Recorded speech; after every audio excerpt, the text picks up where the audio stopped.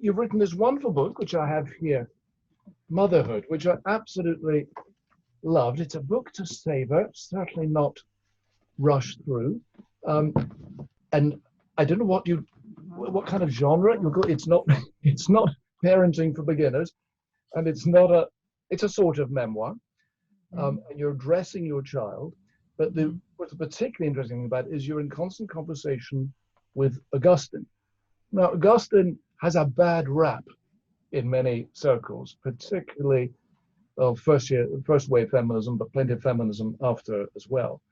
You're doing a sort of redeeming of Augustine as you converse with him. You're ambivalent about him, but you want to penetrate through to things that we need to hear. Tell us about how you chose Augustine and why him in particular to write this about motherhood of all things. Yes. Or well, indeed anything about the background to the book, just to help readers, that would be good. Right. So I teach Introduction to Theology every semester, and I always find Augustine's Confessions one helpful text to thread throughout the course because students really connect to it. It's a story about desire and its betrayals and its transformations. And that's something that 18 to 22-year-olds, like most of us, can connect to. And I also always worry about what it's sort of mediating to them in terms of gender ideologies. Yeah. And as I also teach feminist theology. And so I've had these things in the back of my mind for a while of like, I love this text. It's so beautiful. It has real problems in terms of the view of women that I never really get a chance to really excavate with my intro to theology students in the way that I would hope. And I also, I've been teaching it now for almost 10 years. And during that time, I've been raising my own children. Yeah.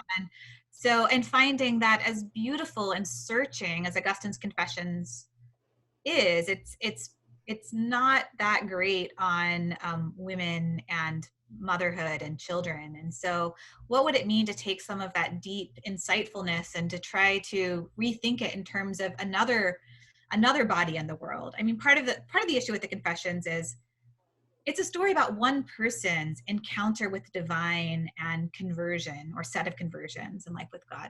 But it became paradigmatic in Western theology as the story of what it means to be human. Yeah. Indeed. So I'm interested in it's a kind of Wittgensteinian iconoclasm in a way of like, well, that's one story, that's your story, but we need other stories coming from other bodies. And if we took a different body, a mother's body, then what might the way that God meets us in the world look like? And what stories could be told from that body? And you're saying it's too simple just to do the rejection thing. Or yes. This clashes ideologically with where I'm at the moment. It's just too simple, almost too comfortable, paradoxically, isn't it? And it's it really leaves in place the patriarchal ideology. So part of the thing I feel like as I've been reading and working in feminist theology is that there's some really amazing work being done recently, but the field is sort of built on two different movements. One is critique, where you show the patriarchal misogynist ideology at work in a text and expose it, which is an important work of exposing idolatry and domination. And the other is a work of avoidance, where you sort of stop amplifying patriarchal voices by engaging with feminist theory or ethnographic work or voices that are more generative to women. And both of these have been important moves that have built the field of feminist theology. And yet both of them sort of leave feminist theologians as outsiders to the mainstream of the Christian tradition, right? Because critique is constantly performing women's outsiderness to the patriarchal text, and avoidance is sort of leaving that text to others. So I was sort of also interested in how can I reclaim Augustine's Confessions and read it as my text and as a feminist theologian. So I'm interested in this reading strategies of what I'm thinking of as attunement, where you can sort of help mediate the text forward in new ways where it can mean differently for us, and where feminist theologians can be insiders to this conversation in a different kind of way. I mean, similar to what I've been talking about with the Confederate, or not the Confederate statues, but statues of George Washington. It's a similar thing, isn't it, as well? You do say that at one point you point out that many feminists now are writing novels.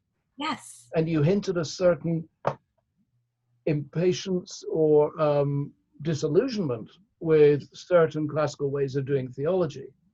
Yes. I mean, and that again points towards the arts in some way. Say more about that. Yes, I think feminist theologians have always been more attuned to the arts because they've been more attuned to the sort of symbolic undercurrents of Christianity, you know. So since the beginning, they've been asking questions of how our imagination is formed by a male God, for example. But recently, I've started seeing Christian feminist theologians trafficking more explicitly in the arts, where Yvonne Guevara, one of these really important feminist theologians from Latin America, is writing a novel.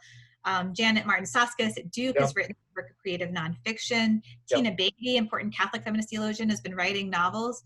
And then there's different women also who are doing more sort of constructive ethnographic work. Yes. And I think this points to, okay, we're sort of finding the limits of where we are right now, in terms of what it is our former reading strategies have enabled us to do. What reading strategies can move us forward in new ways? And they're turning to these more explicitly artistic media, which I think, because those are ways of being mediating constructive meaning forward and doing constructive theology in ways that are, I think, quite fascinating.